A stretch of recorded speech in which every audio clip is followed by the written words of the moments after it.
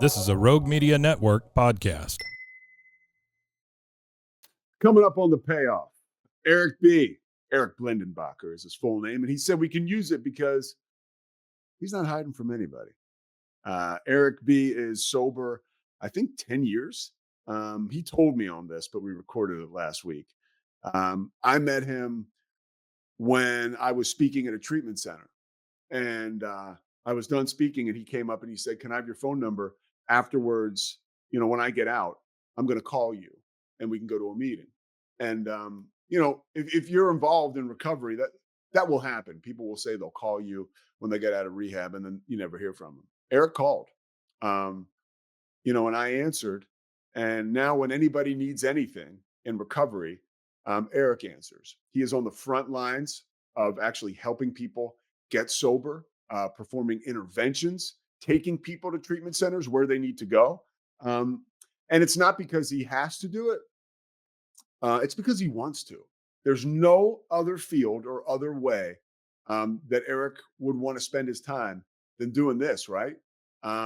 Giving back, helping people recover. And his message is amazing. He was one of the best lacrosse players in the state of Pennsylvania. And this isn't one of those stories where it's like a guy tells you, "Oh, I was great at football," but you look under 100 rocks and you can never hear or find out who the guy was. Like, Erik was one of the best lacrosse players in the state of Pennsylvania and in the country. And he would tell you he blew it all with alcohol and drugs. And then he found it all with recovery. And he is whole today and continues to pay it forward. So this is Erik B. That was a long intro, but hey, man, I love this guy. So that's it coming up on the payoff, Erik B. But first, Kevin Souza.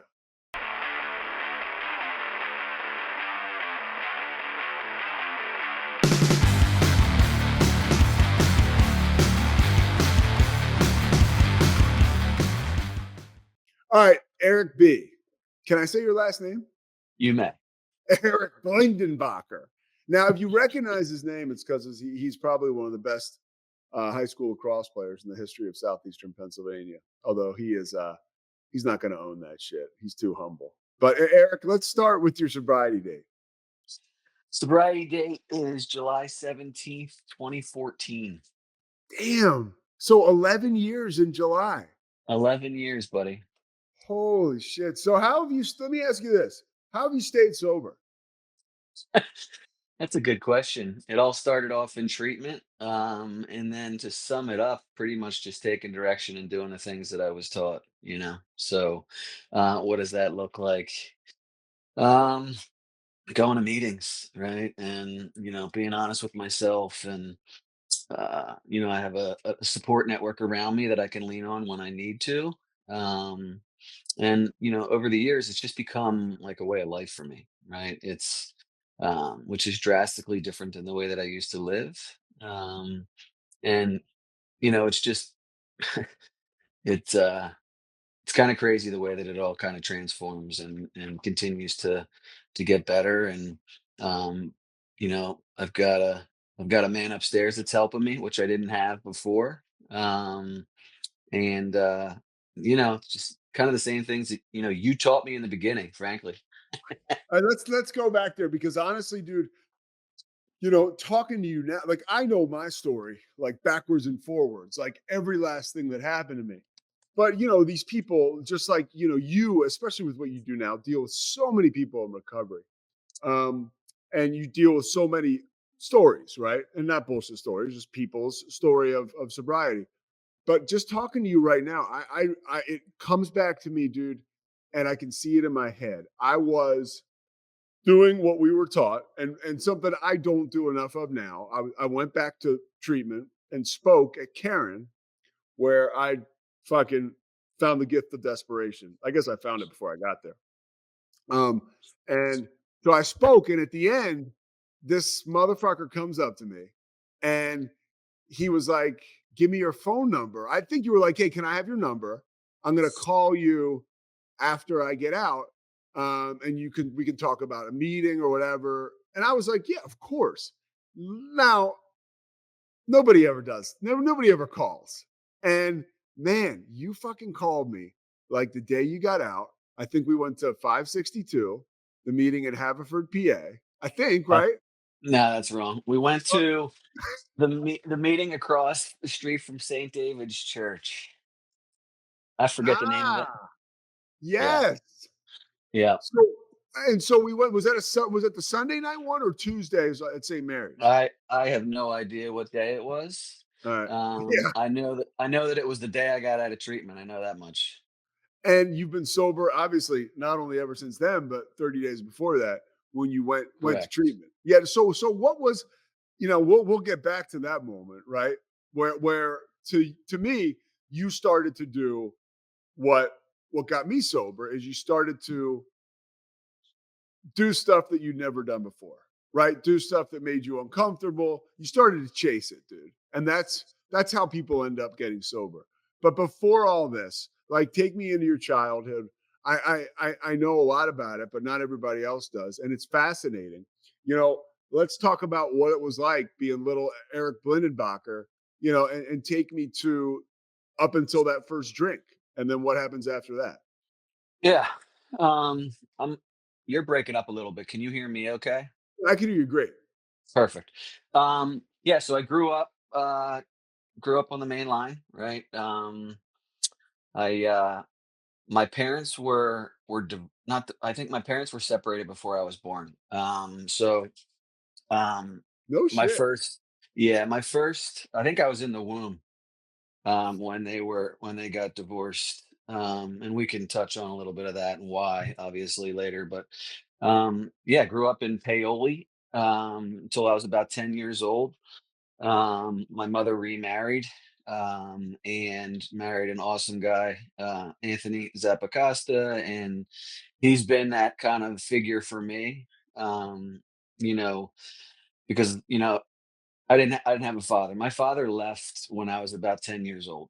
And so for a while there, I was going back and forth from a house in Paoli to a house in Wynwood, um, changing every week.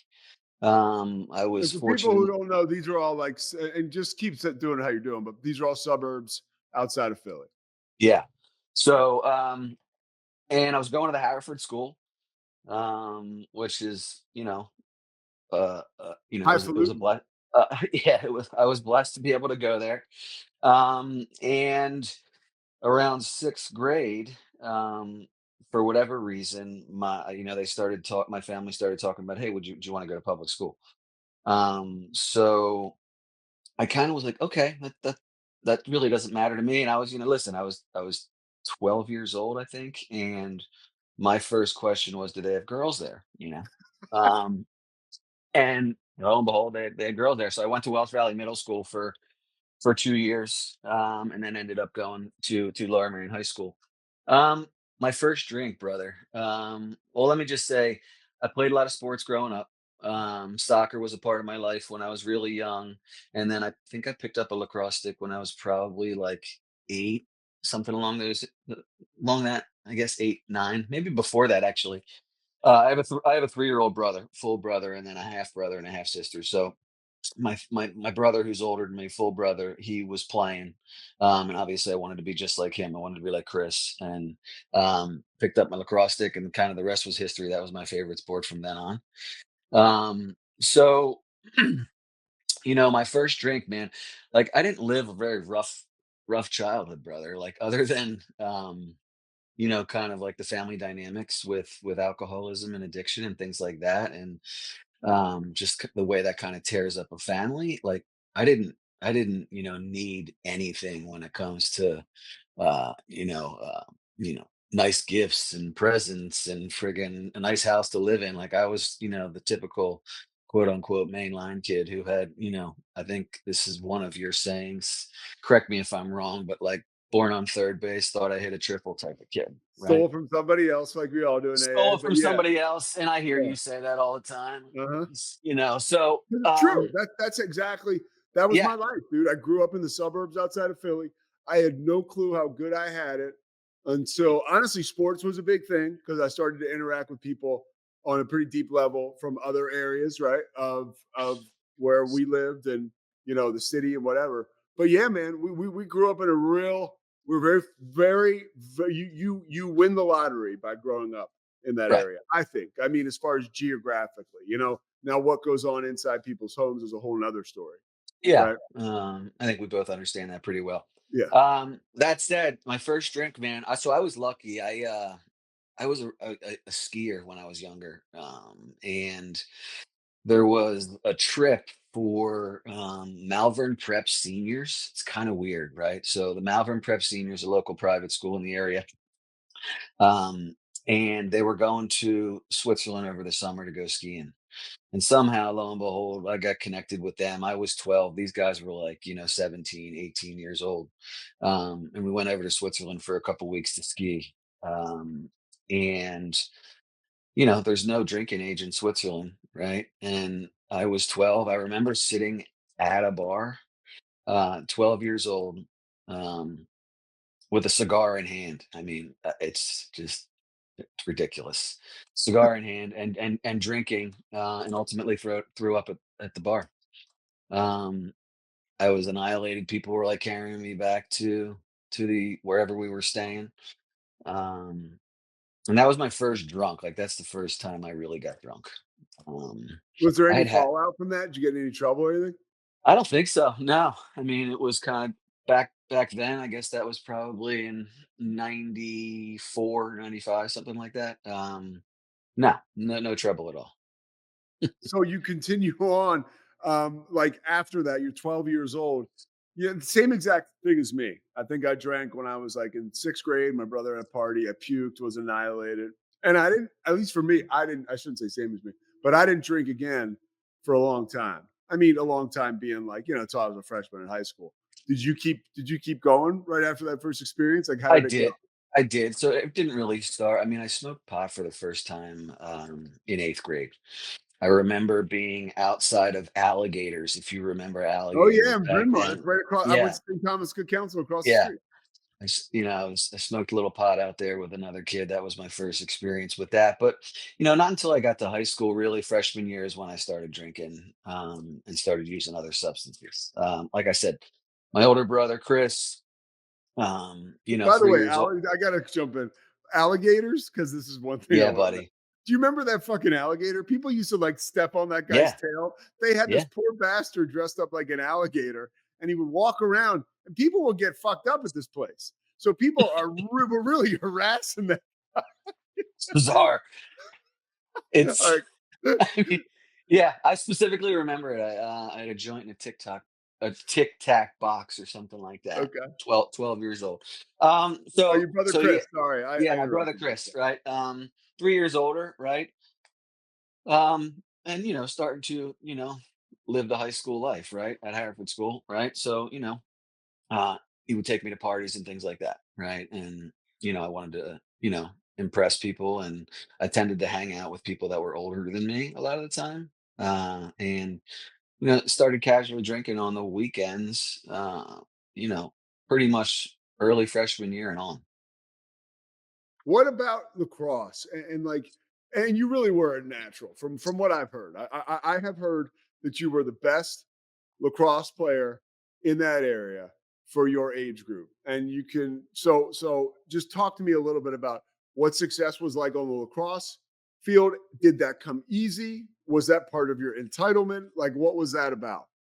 Yeah, it's funny, the entitlement. I think playing that sport, it's not something that you're going to run into in the inner city, right? So it's for a guy like me, it was normal, but um, that's a pretty privileged sport to begin with, right? So yeah, it was a lot. It was working hard, right? So my older brother was playing. I wanted to be like him, so naturally I wanted to play. I remember, um, just having catches with him. I remember him going up to Tecumseh Camp back in New Hampshire, and I remember having catches and just kind of um, just playing. Right, it just felt normal. I had a stick in my hands, and it was something that I really enjoyed. And I was fairly average for, I think, through middle school, and then I got in high school, and I'm not the most athletic dude, but I had good hand-eye coordination,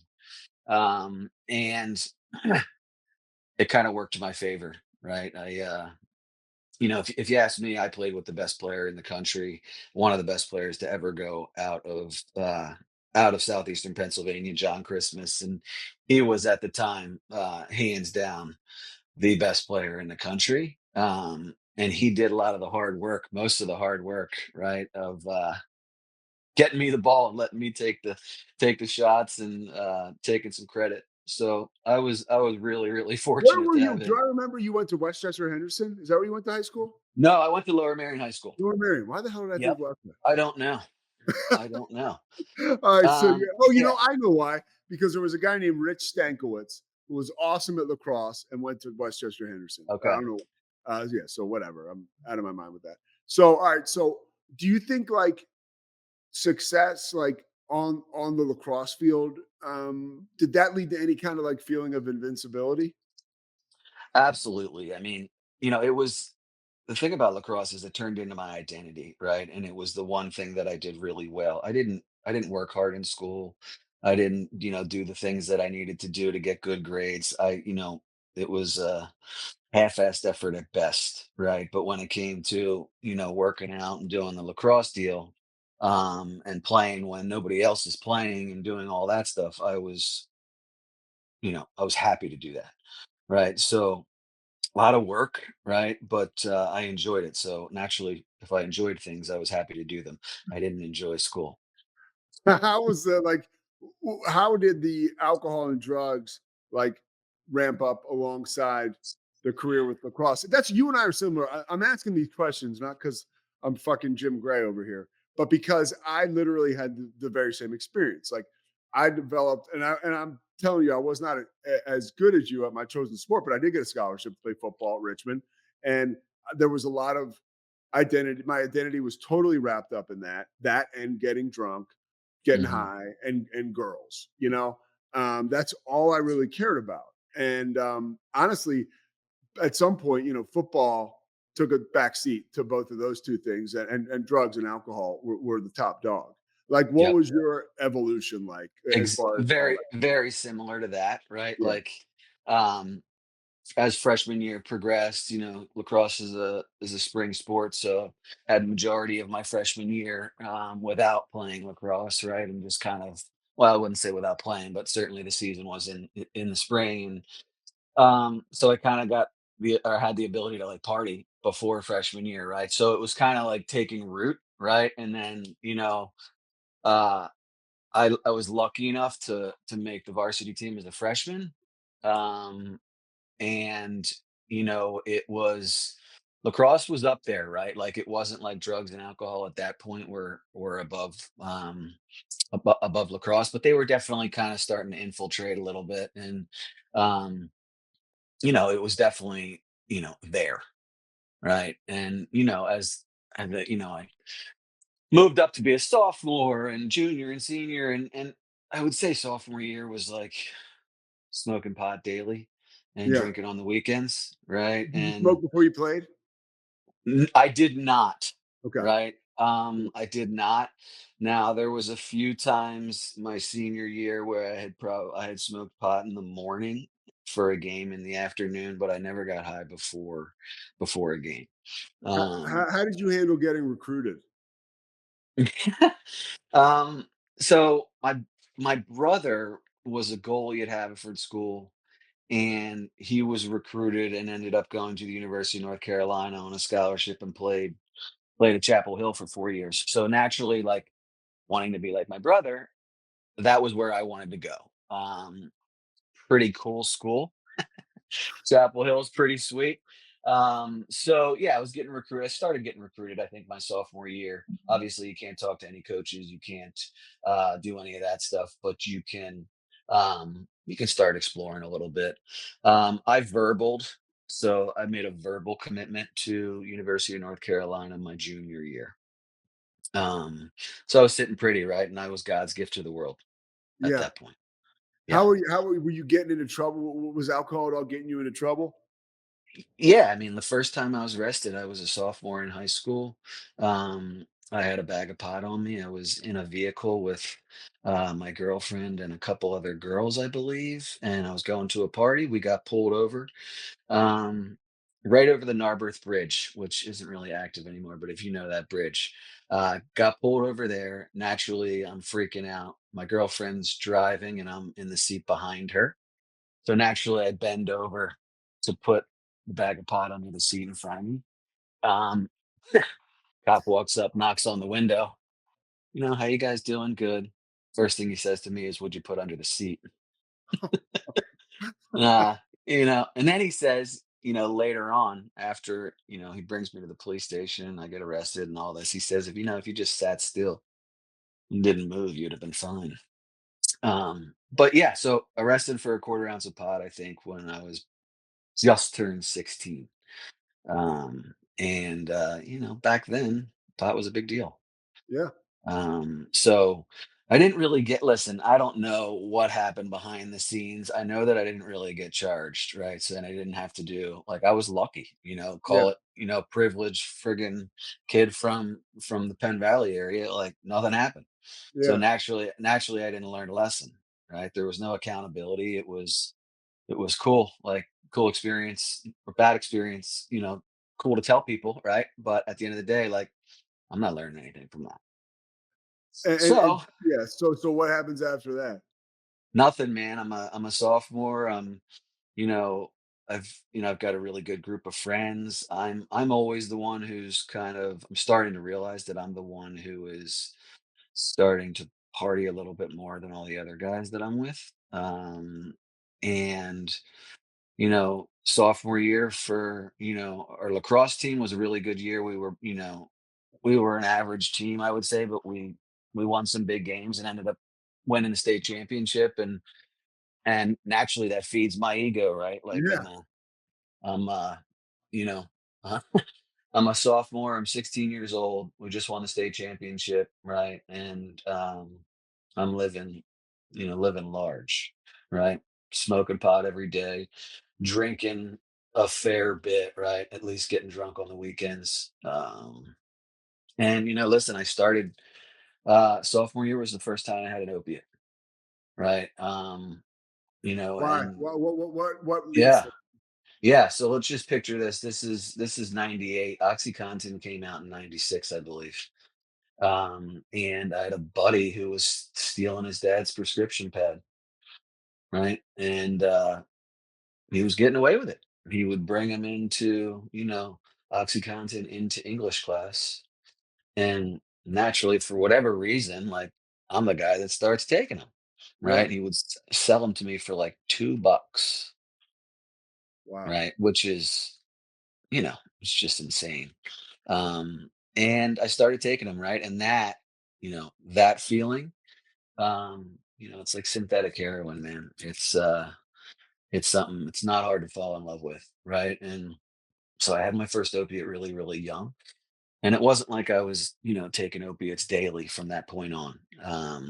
But it was definitely, okay, if I can get my hands on this, I'll definitely continue to do this, right? And we all know how dangerous that is. Uh, yeah, I had no idea. Like, I think it was being promoted back in the day, 96, like it's the non-addictive. We all know that Purdue Pharma story, right? Like Yeah. it's a Yeah. non-addictive, painkiller, right? Well, that was pretty far from the truth. Does your life kind of from that, like, can you pinpoint that, almost circle that and be like, although you didn't take an opiate every day from that point forward, is that a moment you can be like, at that point, it really started to go left? Yeah, I mean, like, Quickly, listen, quicker, quicker. Like, of right? course, pot makes you feel good, drinking makes you feel good, right? And then you get in opiates, right? And it's a whole different ball game. And unfortunately, you know, I combined alcohol and opiates, right? And it was a big part of my story later on, right? So, it was for me. I'm a little bit. I'm wired differently than just your normal person, obviously. But when it comes to like opiates, it gave me energy, right? Most people it doesn't. So for whatever reason, I could drink more. Um, so it wasn't a good cocktail. As you continue to like advance and with lacrosse and life and drug use, like what's happening like at home? For me, there was, my dad was I was like worried. I don't worry about it, but you know how we're weird about this shit. I don't want to shit on my dad. He was the best, but he was an Mhm. alcoholic and he did Yep. the best he could.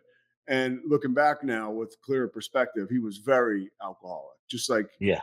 every time he came home, it was like the record stopped playing. You know, you were just S kind of on eggshells, and then he would drink, and then whatever. It wasn't like so much of a roller coaster, but I lived with a functional alcoholic, you know, and he had it in his DNA, and it Mhm. affected ultimately for me, right, and my brothers. It was like we became chemically dependent too. I just think it was again like in our blood and other stuff too, right, adds to that. But like, how was home life affecting you with substance and shit? Yeah, so, I'm swearing a like lot because I'm very comfortable with you. Go ahead. yeah, that's fine. I'm not gonna swear, so, I'm a better man, I think. Alright, so listen, my old man left. My father left the picture when I was about 10, right? And what does that mean? Like, he left and nobody spoke to him. I remember seeing him a couple times, at Harvard School, and at that point, for whatever reasons, like, there was what do you call it when he wasn't allowed the children. He wasn't allowed around us kids at that Restraining point. order or Yes, whatever the hell. thank Yeah, you for that. yeah. Restraining order.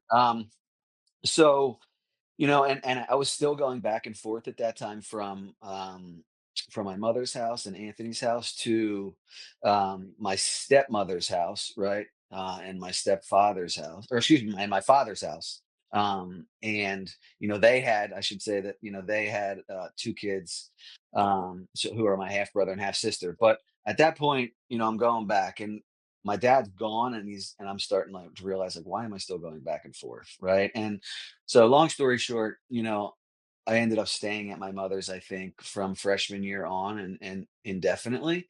But my mother was an active alcoholic at that time, right? And so was my father. I should note that my father was a really, really bad alcoholic and an Episcopalian minister.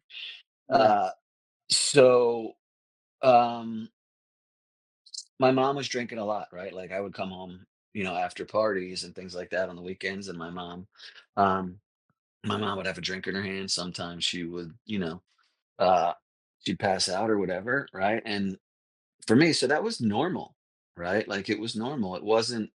I didn't judge her, right? Like I friggin', my mom is the one and only person, and we'll talk about my wife too, but my mom is the one and only person who's been there for me my entire life, and she still is, right? And she's let's see, I'm 11. She's probably between 13 and 14 years sober to this day, right? But I had seen firsthand, Pete, what alcoholism looks like, at least from experiencing it with my father, but also with my mother as I started to get a little bit older.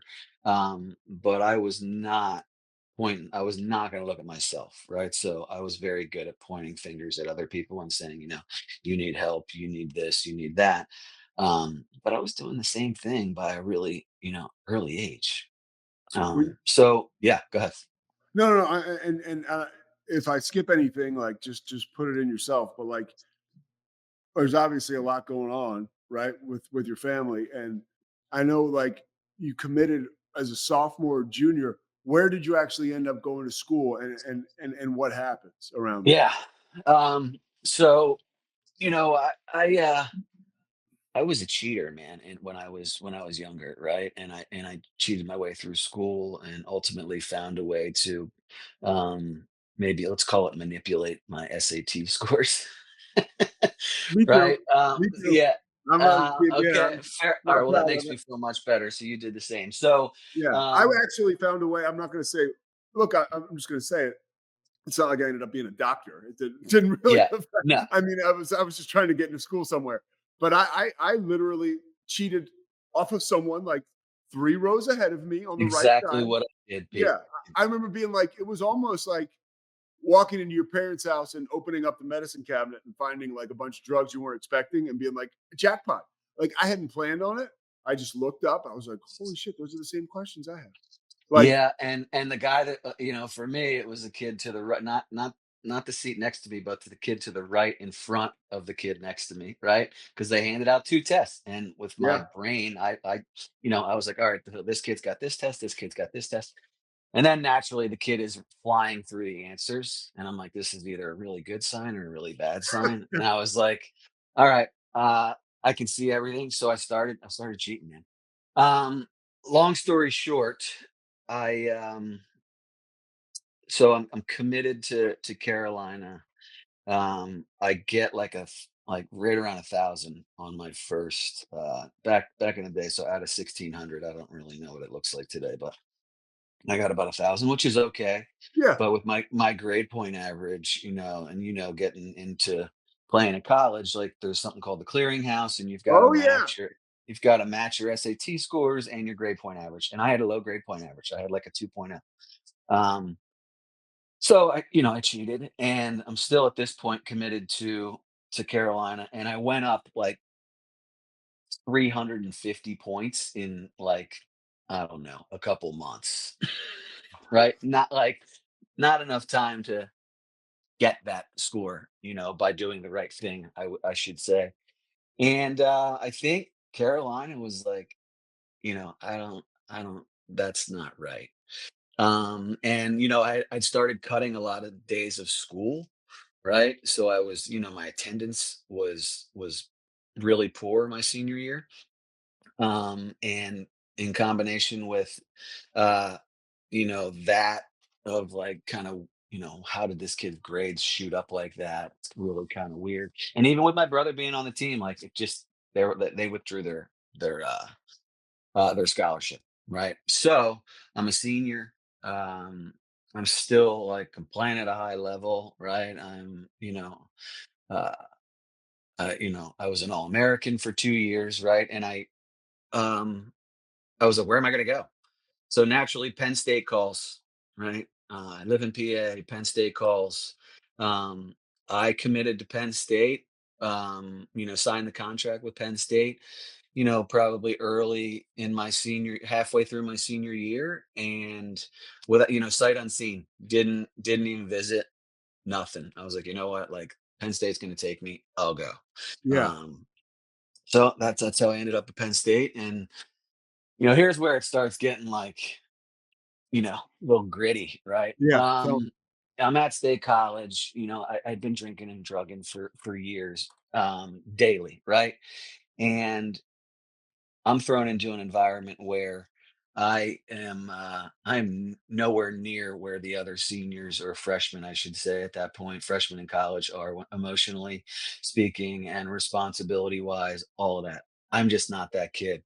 And I'm thrown into an environment where I've got to be on top of my game with responsibilities academically, and also when it comes to my lacrosse schedule, right? Like we had 6 a.m. lifts every day, we had practice, I had mandatory eating sessions for whatever reason at the Yeah. cafeteria together. Like Like I practice had, check and shit. It is no yes, picnic, man. no, man. Yeah. And it's about a month in, right? And I'm like, I'm starting to realize that I'm drinking more than anybody else on the team, right? Like I'm starting to drink like the seniors are drinking. And there was a kid in my dorm room, or I should say in the same dorm, who I know he hurt himself and he had pain pills, right? And I was like, I'll give you whatever you need money wise to get these, because at that point, like I knew that I was going to get drug tested, and I knew that I couldn't smoke pot for a short period of time, and for whatever it was during the season. So I knew that those pain pills would be out of my system pretty quickly.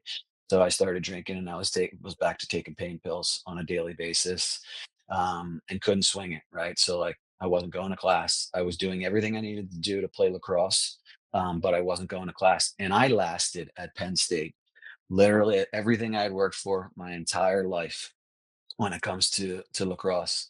All the work that I had put in, like all the time and the sacrifices that my family made, that I made, uh, to get to play at a high level, I threw it away in about 7 weeks. And up in the middle of the night, I had a buddy pick me up, and I was gone. I showed up at my mother's house. They thought that I had just come home to say hello, I was gone. I took all my stuff out of my locker. I took all my, obviously packed up all my shit and I was gone. Um, and that for me was like, okay, you, I'm speaking about myself. I knew there was a problem, but I didn't really care. I straight up chose alcohol and drugs over something um that I loved more than pretty much anything. Uh, Yeah. I loved lacrosse and I loved everything about it, and I was pretty good at it, right? And I threw it away. I just flat out threw it away, and I'm off to the I'm 18 years old. I'm bouncing around on the couches and people's couches and things like that. Like I'm drinking every day. I got a job. I'm using every day. And I just put the lacrosse stick down, didn't play. I played one more time in my life. My brother graduated from Carolina. He went over to Australia to play, which is kind of like an alumni cool thing to do. Like you can go over and play overseas for a while. There were two Americans allowed on the team. One of them backed out. My brother called me and said, "Do you want to come on over?" So I'm 20 years old at this point. I hadn't played lacrosse since I was 18. I went over and played over there for, I think, about 2.5 months, which was a lot of fun. They put you up, you live for free. All you got to do is play on this team, right? I was a little rusty, but I got to play with my brother, and that was a lot of fun. Keeping in mind that I'm still in active addiction like a maniac, and that was the last time I ever picked up a lacrosse stick was in Australia. What fucking amazing. And again, dude, I totally am parallel with you. I got the scholarship to Richmond, got there, or didn't before I got there. They found out I had a heart problem. A lot of it was some doctors thought drug induced and viral cardiomyopathy, drug induced. But like, I didn't, my whole thing was like, so I could never play football again. But my whole thing was like, as long as I can drink, like Yeah, I can't have people think this happened because of alcohol, and I can't have people think that I have an issue with drinking. Otherwise, like they're going to be on to me, which they already were, right? But like, it was my first love, and all the stuff that I cared about before just went by the wayside. So I can totally relate. But for you, like, where do you go? Like, how do you like what happened? Just tell me what goes next. You know what? yeah. Take, So take I'm me up working. until like I'll you take you had up until I get married, right? yeah, Which is the start of something obvious fantastic, right? So, that's 18 all. years old, I'm using, drinking every day. I'm kind of like not living at my mother's house and my stepfather's house because I could just kind of couch surf and just like stay at buddies' places, whatever. And I had a job, little deli in Ardmore. And listen, my way to cope with me not being a lacrosse player anymore was to coach, right? Hey, I can still drink and use, and I can do all this. So I started coaching, right? And for years, I was a lacrosse coach. I coached at Welsh Valley Middle School, Bala Cynwyd Middle School. I coached at St. Joe's Prep, right? I coached at the Haverford School, right? I started coaching for clubs and things like that, because it was my identity, right? But it was slowly fading away as like, all right, buddy, you're turning into like this has been guy who just drinks and friggin' gets high and like likes to go coach, kids play, lacrosse. Um, and listen, like it was fun while it lasted, but like there was a void there of like, giving away something that you really, you know, worked hard for. I wouldn't even say necessarily earned because of, a lot of my behaviors, but worked hard for. And it was, coaching and working, right? And drinking every day, every night, like whatever. Um, Fast forward, I am 22 years old, I should say. I A guy that I knew at the time was dating this girl, and that girl's friend was living with her. I went over there. Long story short, I meet my wife, right? Um, my wife's name is Erica. So oddly enough, we've got a whole yeah. Don't make a joke. Everybody does. So she's My fiance's son is named Caden, and he's dating a girl named Caden. So yeah. So I'm Eric, and this is my wife, yeah, Erica. Okay. Um, she's like an adult, yeah. right? And I'm still, and listen, I'm in an active addiction, like using a lot of substances. Xanax was in the picture. And it was not necessarily pretty, but um started dating my wife, and we dated for a couple of years, and we were married by the time we were 24 years old. I got married very young. You know, I'll just say this, that um my wife is the best thing that's ever happened to me, right? And we'll talk about my son here too, but I wouldn't be alive if it wasn't for my wife, right? And I will say that um you know my wife doesn't keep me sober, right? That's not why I say that. I say that because she's been a rock, and she's been there for me through thick and thin, and also through a lot, just through a lot of struggles and through a lot of tough moments, right? And she's always been there. Now, I will say, and I always joke about this, my wife's a psychiatric nurse, right? So I think that I may have been a project since day one. And so whatever. Naturally, she knows the deal, and she deals with it at work. And for whatever reason, she stuck with me. Right. And we had our son at 26 years old. So, I got married in 2007, and my son was born in 2009.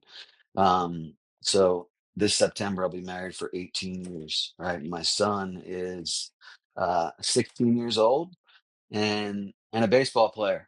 Who would have thought, right? And I love it because I'm not invested in the sport, man. Like, I can just sit there and watch it, and just kind of, And you just love. you you got sober when he's 5, I'm guessing, Yeah. right? So that's, yeah, I So, wanted to get to that. do you have So any memory of, like, active addict Eric? Probably not, I would guess? not really. Yeah. I remember being at treatment at Karen and knowing that, like, the end was near if it wasn't already there, right? And when it comes to the shenanigans and living that lifestyle, and needless to say, my wife was not happy with me. And I remember a phone call, and I still remember this to this day, and I'll never forget it. um, I was talking to my wife for my one call a week, I think it Yeah. was, and I heard my son in the background say, "Dad's never coming home." Right? For whatever reason, he just didn't think I was ever coming home, right? And that kind of jarred me. And it put it in perspective, like what's important and what needs to happen, right? And what needed to happen was I need to stop doing what I'm doing, and I need to turn into an adult and start being responsible, and taking care of the things that I need to take care of. So I was a pain in the butt for the treatment providers when I was there for the first couple of weeks, right? And What were you doing? I was just, I was defiant. I was really, really angry. When I got the treatment, they and actually I'm there for substances, right? And I'll never forget this. The lady, I think it was my therapist, she hands me an anger management book, right? And I was so pissed, right? Like, she hands me an anger management book because obviously she could tell that, I struggle with managing my emotions and things like that. So naturally I get, really angry, and I'm like, I'm not here for that. Right. And yeah, I was there for a lot of different reasons. But at the end of the day, I was there because my solution for life was to use alcohol and drugs. Right. And uh, it wasn't working anymore. Whoa, Wasn't hold on working. one second. Let's backtrack, and I don't wanna, like, spend all day on this because I like how we're getting to the recovery part, but what happened that led you to treatment to seek help? Yeah, I was in so much emotional pain, right? And I will say this. So, my son was born in 2009. Um, I was, really deep into my addiction at that point, and uh, I decided to, for whatever reason, I was under the influence, and I decided to track down my father, right? Like, literally just really drunk one day, and decided to to contact my father. I was, let's see, I was probably 26. I hadn't spoken to him in a good 14 years, probably 15 years. Um, and I called his sister, uh, and she reached out to him, and he ended up calling me back. Um, and I was intoxicated. My son was about 6 months old. And the reason I called him was because I wanted to try and understand how much, like, I looking at my son in the bassinet and I'm thinking, God, I love this kid more than anything in the world, right? Anything in the world. And I'm thinking to myself, how could someone abandon that? Right. And I was angry. Um, and my father is an active alcoholic, right? Like, he was a really bad alcoholic, and I think that's how he coped with not being around his children anymore, and just with life. And unfortunately, he tried to get sober and he never could, right?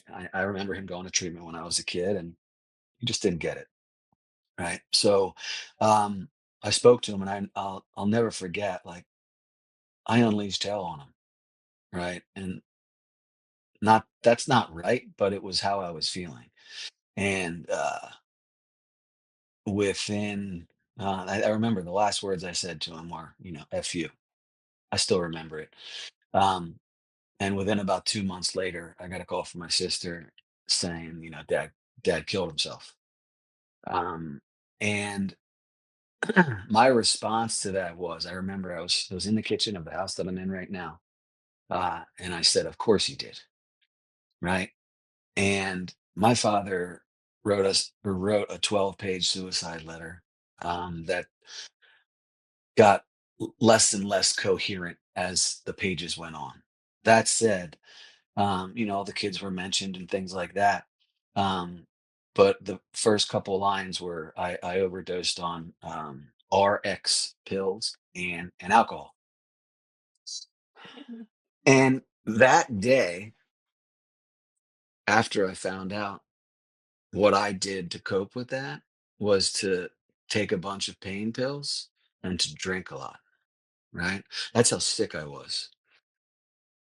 You know, my father just overdosed on pain pills uh, and booze, and my way of dealing with that is to essentially do exactly what he just did, right? And luckily, I'm alive. Like, I didn't I didn't take a lethal dose, or I didn't intentionally take a lethal dose, but the person that I resented most in my life at that point was my father.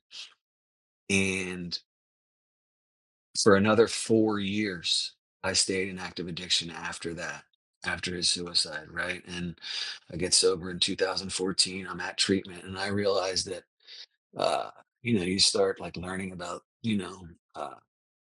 yourself first and foremost, but then there's these other recommendations, right, that you're supposed to start taking and things of that nature. And um, I remember I was at Karen. Father Bill was around at that time, like, local legend, right? Oh, yeah. And he, for whatever reason, I had my father's ashes, right? And um, he told me that maybe I could bury them under the tree. There's a tree at Karen, which is dedicated to people who've lost their lives with some substance use disorder, whatever you want to call it. And I told my wife to bring up those ashes, uh, and in front of my whole men's primary group was probably like 12 to 14 guys that you get really close with, right, when you're there. And um, uh, I've read this long letter of, like, forgiving my father and trying to understand and realize that it wasn't his fault, right? Like, he was a sick alcoholic who struggled, and through the process of me getting sober, and really, really green in recovery at this point, and I started to, in order for me to move forward, I kind of had to let that go, right? And I forgave him, right, and said these words out loud. And it wasn't like a preemptive, Yeah, yeah, totally. nice, wasn't a preemptive nice step or anything like that. It was Yeah. just something that I thought I needed to do. Um, and To me, real quick, because I relate, it's like that's the kind of magical shit that happens if you just take that first step, right? Like if Yeah. you can stop, because again, it's just my story too. Once you wave that white flag or you surrender, then it leads to a chain of events that you'll find yourself doing something right of that magnitude. But it's not like you get Yeah. sober and you're like, oh yeah, on the 14th fucking day, I'm gonna take these out. You know what I mean? It's that magical. No shot. I was just, for Yeah. whatever reason, the recommendation, and I followed it and did it. And so uh, there's a pretty cool way that this ends, and obviously, my recovery doesn't end. It's a lifelong journey, right? Yeah. But the box that my father's ashes were in, I decided to keep. Father Bill's like, just dump the ashes. You can put the box in the ground if you want, whatever you want to do. Um, and I decided to keep the box. It was a cool little box. It had like a magnetic, top on it, and for whatever reason, I kept it. Right. Um, that box sits on my bureau today, holds all of my coins. I knew you were gonna say that. Yeah, it's awesome, dude. Um, and there's two other things that are on the bureau next to that. Right. Like there's a lovely older woman who gave me a little tray to keep my current coin on. Right. I think she's got about 50 years, something along those lines. So just crazy. And then my son, when he was in nursery school, um, painted this little rock, right, with glitter and paint. He was probably like 7, I don't know, 6, maybe before that, 4 or 5, I should say. Uh, and he gave it to me and it said, "My dad rocks." So I've got these 3 things on my bureau that, frankly, when it comes to material goods, those 3 things mean more to me than pretty much anything. And they represent some cool stuff, right? They represent the past. They represent, my father and me kind of putting some coins in there to try and continue to contribute to a maybe a healthy relationship, even though he's gone, right? Which is the past, right? That's the past, right? The present, I've got my current coin, right? And then the future, I've got an opportunity to break that mold and that family, um, you know, the family disease, right? Of, active addiction and things like that, and be able to, not have my son experience the same feelings that I experienced, right? And that's what it's about, right? It's about me being a present father, a present husband, the best, and not a huge fan of this term, but the best version of myself, right? And for me, that just means being okay in my own skin, not escaping reality on a daily basis because I can't deal with it, and try and kind of be there so I can help other people, right? And um, I'm pretty happy with that, right? I don't have an identity as a good high school lacrosse player. Nobody cares, right? Yeah, yeah, no, but Right? yeah, Nobody cares, but right? it But takes for me, but it takes work to actually arrive at that point where you understand that nobody cares. I got a buddy now who's back in the grips of this thing. One of my best friends growing up, and I was talking to him yesterday, and I had to say, because I know that's how I felt when I was trying to get sober. I was like, I'm not trying to be like a dick or act like a know-it-all, but like you realize nobody gives a shit if you're drinking or not. Like yeah, people in recovery would love you back in the cut. If not, like it's a couple minutes of them being like, oh, well, that stinks. And then they move on. Like everybody has their life. And it's not like people are being selfish, but we in active addiction and even in sobriety, when we're not doing what we need to do to get out of ourselves, we really have that myopic thinking about it's all about me. And people actually care about what mhm, my identity is. I still have problems with it today. And so I totally like I love hearing that because it's yeah, not, nobody cares. And the freedom of understanding that is like next level, you know? yeah.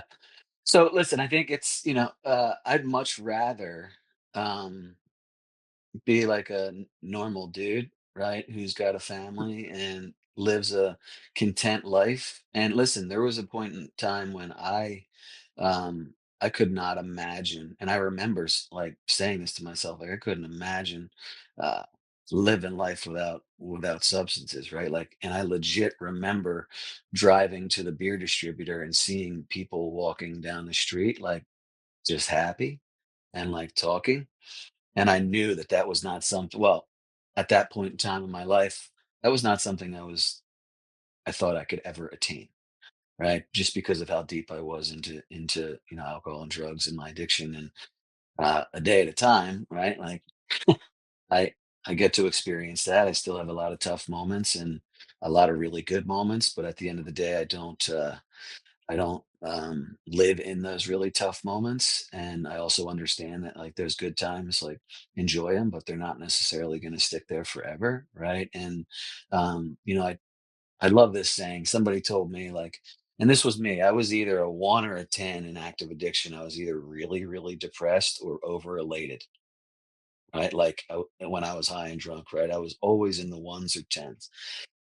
Today, I get to live in like the sixes and sevens, right? I just get to be okay with myself. And at the end of the day, like, I'm not going to pick up a drink or a drug over it today, you know, um, because it's not going to make anything better. Um, How did you end unless, up? I don't want to skip anything, but how did you end up? And finish your thought if you were gonna. But how did no, you end up like working in the recovery field, yeah. right? Like given like just giving So so much of yourself to a solution. one of those kids that I coached, Keep frankly, talking. I'm just filling up my water. coached at the Haverford School many years ago, had a pretty wild story. His name's Timmy Brooks, and he started um, a structured sober living community that's kind of, um, you know, in my opinion, one of the best spots out there. It's in Westchester, and I believe I was the first employee hired. And listen, I just loved it. Like I was getting to be around sober dudes during the day. I was able to talk this language, and it was uh, it was just a lot of fun, right? And I worked my way, from, you know, just being like a care coordinator, so to speak, to, program director and director of operations and things of all that. And I was for once really, really passionate about something that I was doing professionally, right? And it uh it wasn't like going to work every day, man. Like it was like cool. I just get to go to the house and kind of um be supportive and do what I can to help people and to talk to families and let them know kind of what's normal, what's not normal, and what to expect and things of that nature. And I was there for, I think I started working there. I was 5 years sober. I think I was there for about 5 years. Um, I think it's pretty and cool to mention that too. Like, and by no means is this any like shade or judgment of anybody in the. I know that when I went to a recovery house after rehab, a lot of folks that were working in the recovery house, and it still happens, go right from rehab, recovery house to working in treatment. You had 5 years of like a layperson, right? yeah, Which I think makes it even again like who am I to say, but like more authentic and pure that like you realize, okay, this is what I want to do, right? Like you were kind of outside of the bubble, but still in it because obviously you worked a really rigorous program. But I do find that like noteworthy. Like you were like, okay, I want to do this, right? And you started yeah. to do it, and shit really started to liven up for you. Yeah, it started like listen, it was just a couple of us in the beginning working, and now, I left in November of this year. And they're crushing it, man. They've got a full team, and they've got a clinical program, and they've got a big housing program for both men and women, and things are, they're able to help as many people as they possibly can, right? And I kind of took my role there as a guy who dealt with a lot of conflict and kind of wild moments, right? Which is for me personally where I thrive, right? Like I calm down in intense moments, and I kind of look slowly at the situation and kind of address what needs to be done, and I take action and get things done, right? Whatever that looks like. How did you learn that about yourself through recovery that that was a space where you could exist and still be healthy, and like take advantage? Absolutely, Yeah. right? I think, um, you know, some of the situations that I experienced in my life, like we don't need to get into details, but like a lot of them were pretty wild, right? And it had to be handled, and a lot of them were handled by me. Or I was at least a part of it, right? So when things are at a 9 or a 10, like for whatever reason, I just calm down and I kind of support the situation and get done what needs to get done. And yeah, so it's certainly something that I noticed as I got sober. Certainly wasn't aware of that when I was, drinking and using. And you know, interventions is, the front lines, right, of kind of being able to support someone who's struggling, right? And I kind of fell in love with it, right? uh, I get to have really, meaningful conversations with people who are in some of the toughest moments of their lives, right? Whether it's family or, the loved one who's struggling, right? Or all of them. And, get them to a spot that's first and foremost safe. Um, and, kind of continue to work with the families for a while, to set them up for success, right? And to connect them with the proper treatment providers and the proper maybe networks so they can kind of move forward a day at a time just like anybody else. And you know the the loved one, the person who's struggling with substance use disorder, is not the only one who's sick or struggling, right? The families are, because family members, um, they, the loved one's addiction affects everybody in a different way, right? But to some degree, the whole family's sick, right? And um, sometimes that's hard for families to understand. But when you point out the reality of the situation and the focus of the family dynamic, is usually focused on the person who's struggling with substance use disorder, right? And mom and dad or siblings, like they're not sleeping, right? Their every thought is about that individual, right? So kind of, pulling the addicted loved one out of the focus of just sitting in this picturesque circle, right, with a family around him, and he or she's just sitting in the middle, pulling him out and letting him just be a part of the family dynamic and not the center focus of um, you know, uh, everybody's uh, you know, first thought in the morning, I should say, or the focus of their entire day, their entire week, their entire, month. It's exhausting for everybody involved, right? Exhausting, Um, exhausting. exhausting. Real quick to go backwards. So you finish at Synergy, and then you kind of start up your own shop, which is what you're talking about now. Which is what, like, I don't know if it's for me or anybody else to say, oh, now you're really on the front lines. But what you're doing now, I mean, you're dealing in interventions, you're dealing Mhm. in transport. I mean, it really is. Now, you mentioned part of your active addiction was gritty. This is pretty gritty as well. Like, what services are you providing? And like, tell us how you created this situation now. I got like what? I got like 10 more minutes with you. So Okay, cool.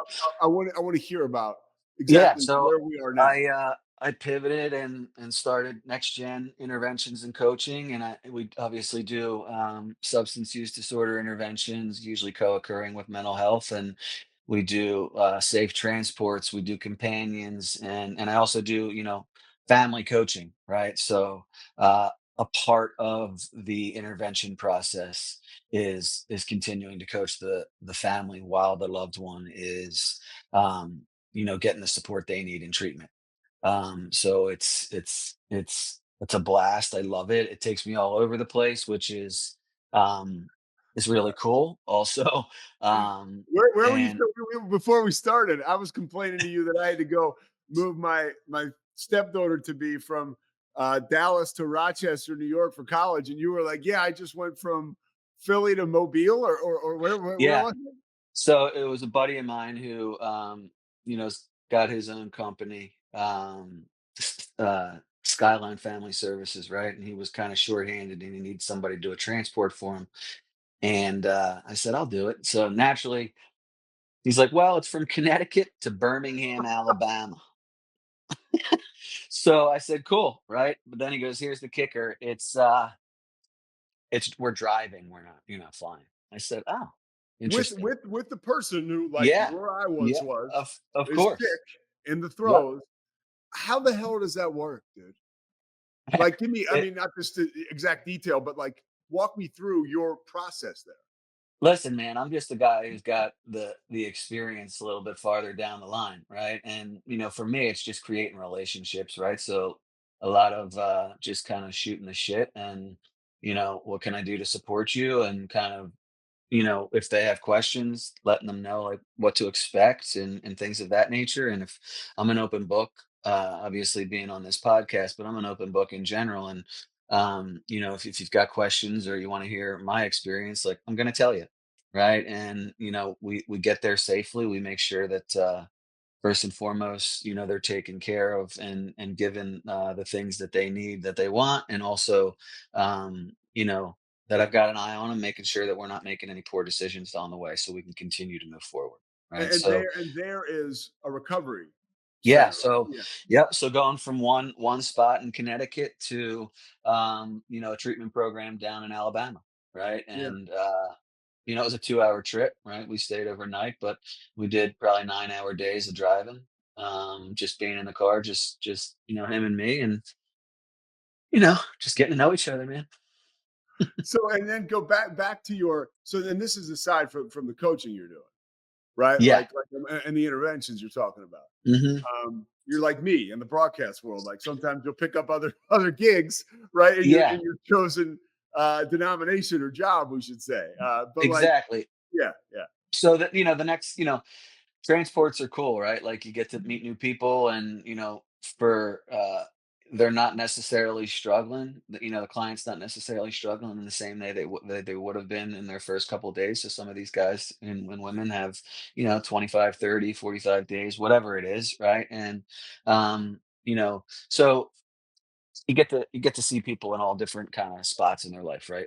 And their own journey. But within 24 hours, I think I was called to do an intervention, and I was down in Philly and getting a kid to Florida, right? And it was a fairly quick intervention. He jumped on board and decided to go, and um, he's in treatment now, and that's the first step, right? So yeah, my Couple weeks, que- you never know what my week's gonna look like at this point. a couple questions, just because I'm curious, and you're my man.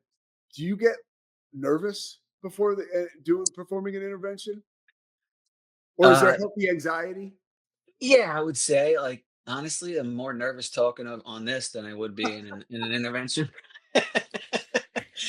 So, not really, no, Yeah, because it's at the end of the day, like, I've got one job, right? yeah. And it's to, most importantly, support the family, but also, even more importantly, get that loved one to where they need to be, right? And that's the job, right? So whatever it takes to do that, I'm willing to do, right? And listen, their journey may start with being extremely angry and hating my face and hating my guts, but they've got an opportunity now once they're in a safe spot and they can get the help that they need. So I'm not doing it to make friends. I'm doing it to hopefully make a decision and support somebody who's maybe not necessarily in the right mindset to make that decision themselves. Right? How much are you like? How much does your ability to do that job well um, correlate with where you are in your own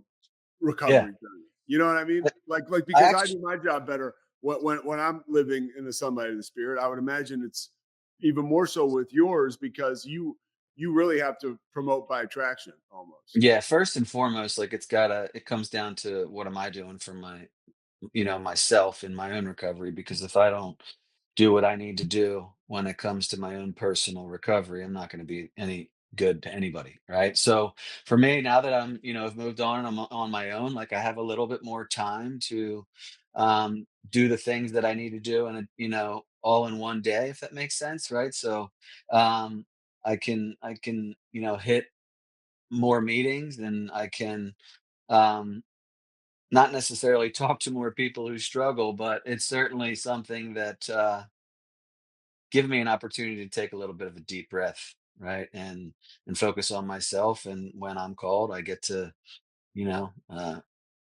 go do what I got to do. If people need help and they need to get in touch with you as far as services, that are affiliated with coaching, working with families, right, as well as the individual and interventions, like how do they get in touch with you?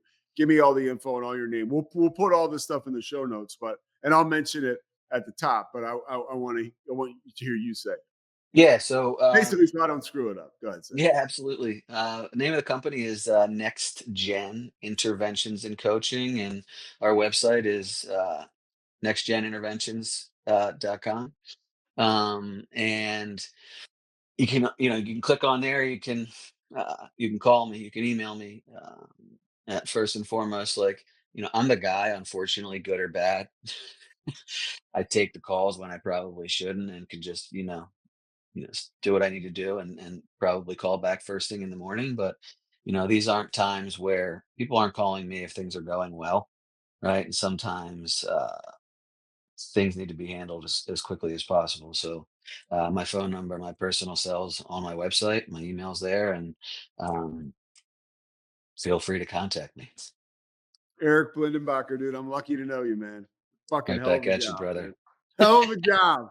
I'm ready to run through a It wall. all started with a phone call to you, brother, out Well, of nowhere. that's how it's just taking that first step. Like it Yeah. all starts with doing something else that you're uncomfortable with. For me, dude, it was when I was in treatment and everybody was on my ass about you need to go somewhere else after you leave. And I finally was like, you know what? I'll go. And my Yeah. whole life changed. My Yeah. whole life changed because of that decision. Of course, going to rehab was the most important, but then like just doing, just following recommendations from people like you. It saved my life. So I So think I just want to say this, like, we talk about um, beyond our wildest dreams, so to speak, and I don't know if that's necessarily true, but there's one thing, right, that is means more to me than anything in this world, other than my sobriety. My sobriety's up there, right, obviously at the top, but like I get to be a dad and a husband, right, and to me, my son Brody and my wife Erica, like. Uh, I'm so fortunate and blessed. And 11 years ago, I wouldn't say that that would necessarily be, you know, something that would be well, I should say 20 years ago, something that would be at the top of my list. But like, if I stay sober, I get to have this experience in this life with my son and my wife, and I wouldn't trade it for the world. you're the best, man. Thanks so much for listening to The Payoff with Pete. Once again, I'm Pete Souza. And of course, we are part of the Rogue Media Network. All kinds of good podcasts you can find at roguemedianetwork.com. And of course, you can find this podcast and all those other ones wherever you get your podcasts, iTunes, Spotify, other spots like that.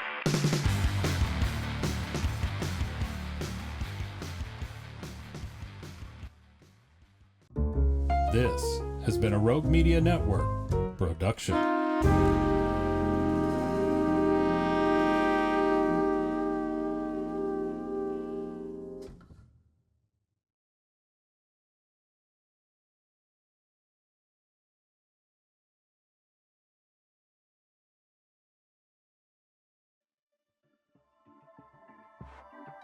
This has been a Rogue Media Network production.